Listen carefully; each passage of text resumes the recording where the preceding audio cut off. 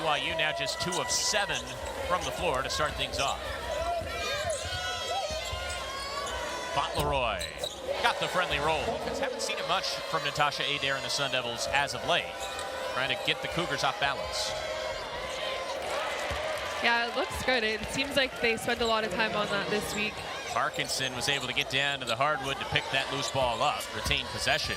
Brown, those long strides, and tell you what, she's tough to defend in general, but when she long strides in the lane like that, it's find a better shot here on this possession after the turnover on Arizona State. 4th giveaway for ASU, and Gillespie steps out and knocks down her 2nd 3 of the year. She hurt us over here. That might be Back and forth we go. The tempo picking back up. Beautiful find down low. Oh, that was an absolute beauty from Barber. And Lauren Davenport getting into it a bit. Ball movement is something that BYU has been really good at, and we're seeing it here tonight. And they're and we've seen Brown, really competitive player. He's ejected in a game against Baylor earlier in the regular season. There's a 3 for Calvert. That's Cougar ball. Tough for Ty. When you're as tall as she is, you do have to find a different way to get the ball around. Big time shot for Barber. Trying to pick up a road kill. Snap a 5-game skid. Shots like this from Cambry Barber helping lead the Cougars so far. That was her 2nd field goal, and BYU a touchdown lead here in Tempe. Basham. Left-hand layup is good. A hoop and a harm for KB. Just let them go in isolation. Yeah, I would give them transition all day. Backdoor cut inside, and that's clinical. Cambry Barber back to the well. Here's Whiting.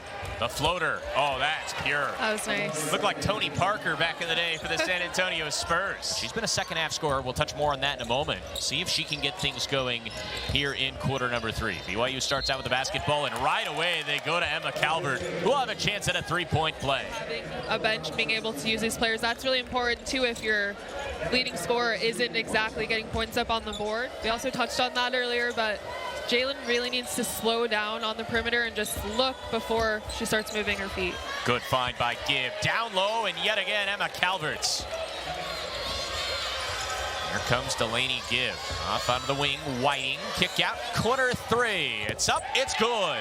And a confident stroke for Kemery Congdon. BYU, that's been the story all game long.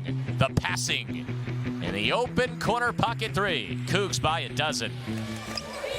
2nd chance points for BYU. Not really much of a factor so far in this game, but they've been around the ball a lot.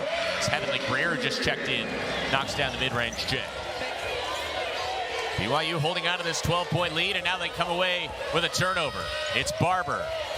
Felt the defense behind her. Congdon and now down low, and you know how that's going to finish.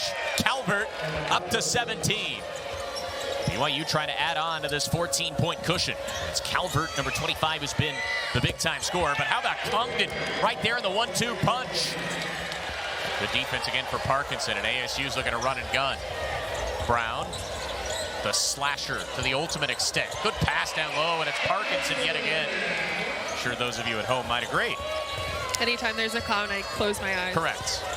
You're not clown fans on this broadcast. Parkinson gets the friendly roll. Have yourself a 3rd quarter who's on the bench right now with 4 fouls. When do they bring her back? Quarter 3. Big shot. Corner pocket, and it's Gibbs stepping into the spotlight when her team needed it most. Well above her season average. In fact, coming into the game, Moore had just 29 points on the season. Back to the well, 2 more for Delaney Gibbs. She's starting to heat up. A big game in terms of potential seeding in the Big 12 tournament. BYU trying to get a 1st round bye. There's Parkinson scoring. Misses the 2nd. Arizona State not fouling. And the BYU Cougars come to the desert and snap their 5-game losing streak.